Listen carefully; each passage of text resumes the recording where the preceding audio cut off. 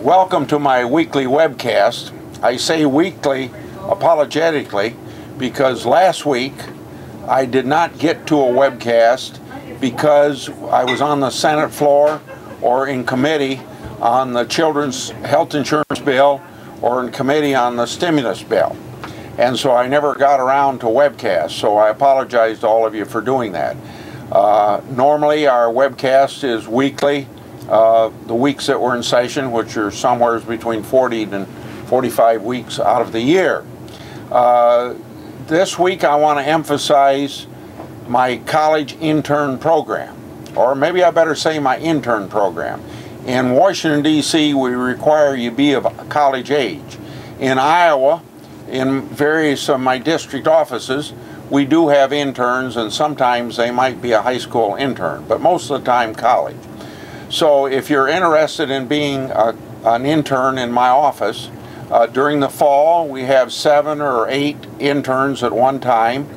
It's kind of limited by space and by the equipment we have, and sometimes all these slots are not filled, but we can have 7 or 8 in the fall, 7 or 8 in the spring, and then during the summer we have so many requests to be interns that we divide it into 2 6-week sessions where we have about 7 or 8 each 6-week period of time. So there's 4 different times you have an opportunity to be an intern in my office to learn.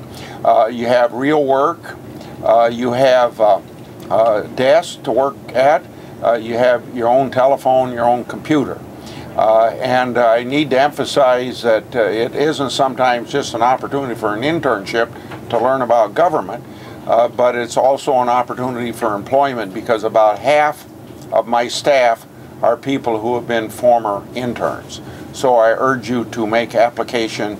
The application blanket will be on my website. This week in the United States Senate, I think we'll be spending all week on what is referred to as a stimulus package. I've offered some amendments in committee. Most of those were defeated because you understand now we're in a minority and there was pretty much party line votes. I intend to be part of an effort to improve the package on the floor of the Senate.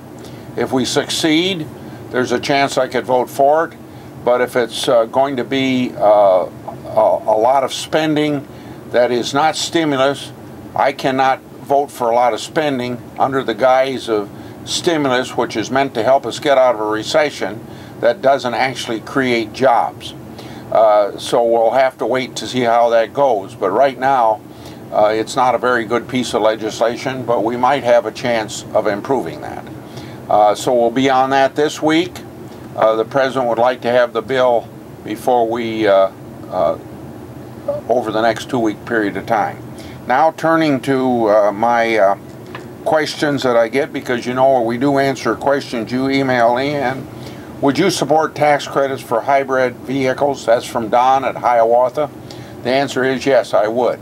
And I have in the past, because we have had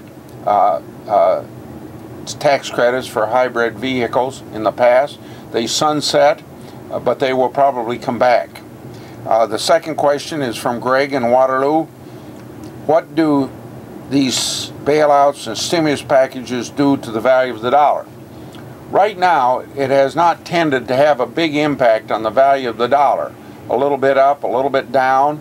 The value of the dollar is much higher now than it was 6-8 months ago, but it has swung a little bit, but it doesn't seem to me that the value of the dollar has been affected. Now, where it could have an impact on the value of the dollar is at the time we're coming out of recession. If the Federal Reserve does not tighten up at the time the economy is taking off, we could have hyperinflation as a result of the bailouts and as a result of the stimulus package.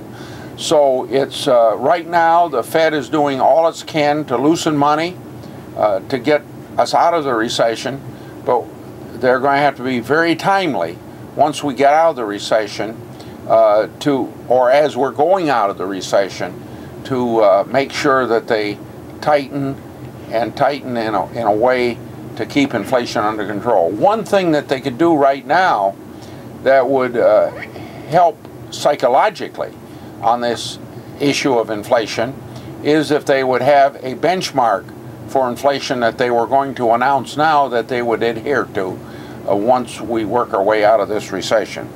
So those are the two emails. I get a lot more emails. We have to answer those by postal mail as we do all of our other mail. But I hope you'll continue to email me on my website, and be glad to answer you next week.